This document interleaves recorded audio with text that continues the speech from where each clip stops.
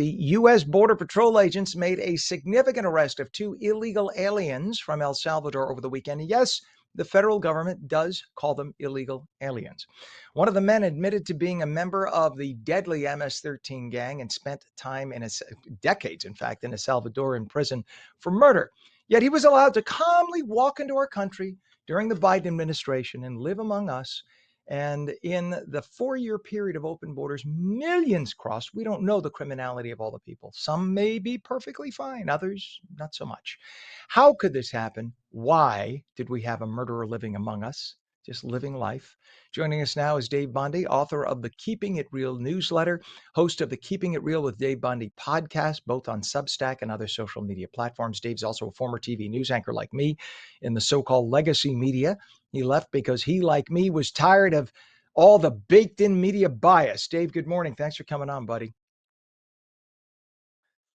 It's a We story don't have, that there's your audio. I'm sorry, we didn't hello? have audio. Now we got it. That's us. We You got you. you got me. Okay, cool. Yep.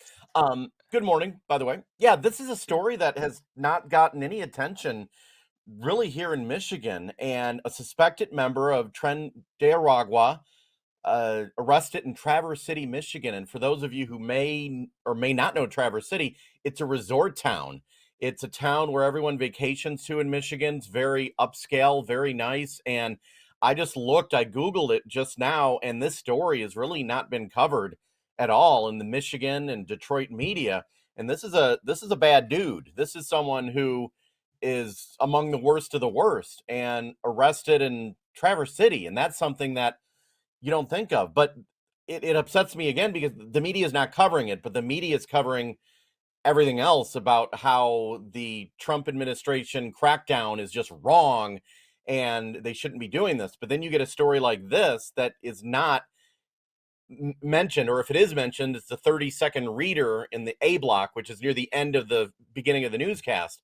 It's just upsetting because it's happening every day, and in a very upscale community like Traverse City, Michigan, it's just shocking. It shouldn't be shocking. It's happening every day.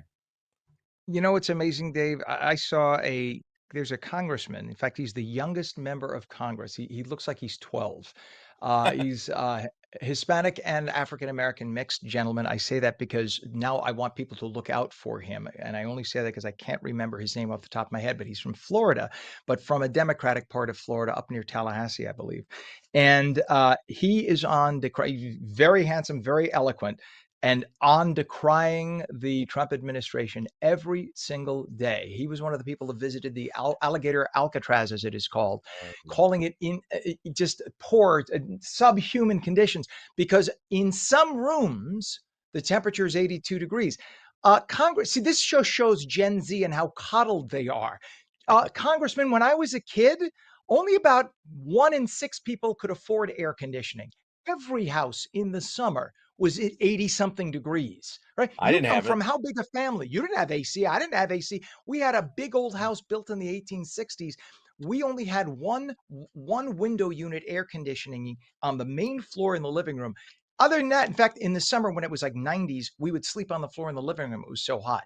Other than that, you were SOL. So the coddled child that he is thinks 82 degrees is subhuman. You don't die at 82 degrees, True, congressman. It's perfectly true. fine.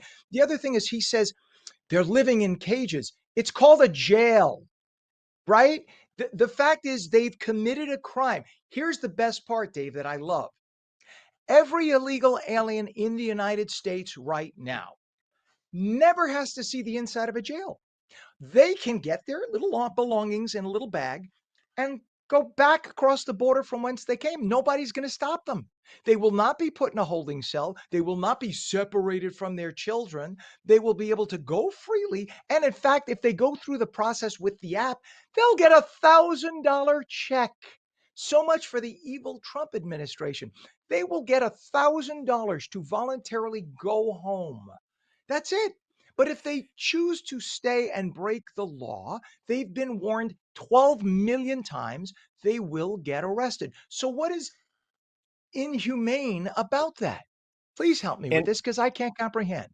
yeah, and I'll be fair, if mistakes are made, if there is someone who's an American citizen who's caught up, Yeah, mistakes might be made, and I will call them out for that. But they're dealing with millions and millions of people that were allowed to be entry into the United States from the Biden administration. So they were left with pure chaos, and mistakes may be made at times, but what they were left with to deal with, it was literally, I mean, I don't know how they're dealing with it with and finding all these individuals, because literally not only the United States government but the NGOs were just, by the day, hundreds, thousands coming into the country. So the Trump administration, they had to start from ground zero, and I don't know how they're doing it or coordinating this, because there's millions of people in this country that were allowed to come in just within the last 4 years, and yes, many of them are very dangerous people, some are not, but how do you deal with that? I know they're working it out now. I don't know how they're doing it. Well, the MS-13, there was, you had Tren de Aragua arrest. There was also an MS-13 arrest. We were showing the Yeah. MS-13 guy on the screen. The MS-13 guy is a convicted murderer. He told authorities, he told ICE that this guy, apparently he spent more than a decade in El Salvadoran prison, which is why he escaped and got to the United States to get away from it. So he is a convicted murderer, and he was just walking among, committing crimes at will whenever. And he was hanging out with another guy, and they were heading up Tren de Aragua here. So this is the thing. It's obscene. These are certified terrorist foreign organizations, and liberals don't give a damn about it because it doesn't fit the narrative. They want Catholics to be monitored by the FBI, True. traditionalist Catholics. But if you're a murderer from another country here illegally, that's just fine. Just beyond me. But I honestly think that narrative, if they stick with that for the midterms and then the next presidential election, I don't think it's going to go well for them, because even people I talk to who are more towards the center or the left, they care about safety, and going with that messaging, not necessarily supporting convicted murderers, but in a way, yeah, supporting them. I don't think that's going to do very well in messaging. I think people are waking up, and even people on the left. I interviewed a woman in Chicago a couple weeks ago who used to be a Democrat. She's now a Republican, and she turned Republican because of these sort of instances. I think it's a losing message, and it could solidify Republicans in office for another 2, 4 years. It just floors me that they're continuing to go with this as their platform.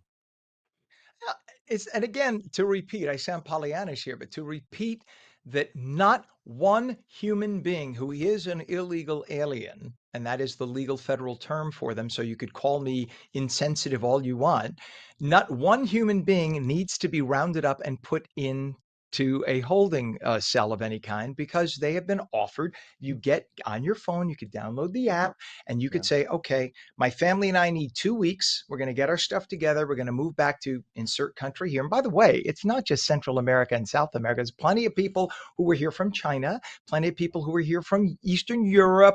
So it's not, I hate this whole racist thing. They're from all over the world, you asses. So stop right away. This is why the Democrats, when you keep calling someone something over and over again, you keep calling them a racist, misogynist, whatever, homophobe, you do it over and over again, you desensitize them to it. It's no longer, it doesn't hold the bite that it does when you call somebody a racist. If everybody's a racist, then nobody's a racist. Yep. And so nobody has to be rounded up. Nobody has to be put in a cell. All they got to do, get on your phone and say, hey, federal government, I'm going home. Give me 2 weeks. I'll get my family. They'll let you, that you tell them when you're leaving. You have to check in at the port of entry at that point and say, okay, bye-bye. Then you'll get a check for $1,000.